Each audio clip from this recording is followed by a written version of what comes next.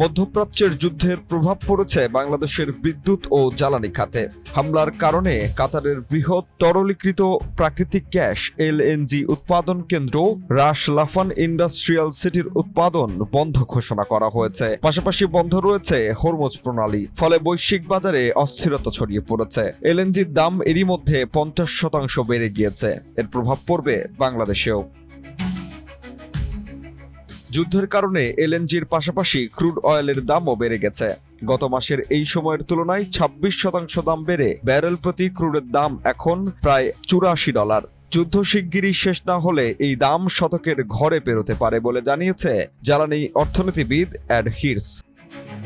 যুক্তরাষ্ট্রের university of হিউস্টনের এই lecturer আল জাজিরাকে বলেন, যদি হরমুজ প্রণালী দিয়ে আসা তেলের অর্ধেকও বন্ধ হয়ে যায় তাহলে তেলের দাম একটা সময় প্রতি ব্যারেলে $150 উঠে যেতে পারে। এদিকে তুরস্কের সংবাদ সংস্থা আনাদোলুর তথ্য অনুযায়ী হরমুজ প্রণালীতে এলএনজি ও তেলবাহী জাহাজ চলাচল কমেছে 86%। উভয় প্রান্তে প্রায় 700টি জাহাজ আটকে রয়েছে।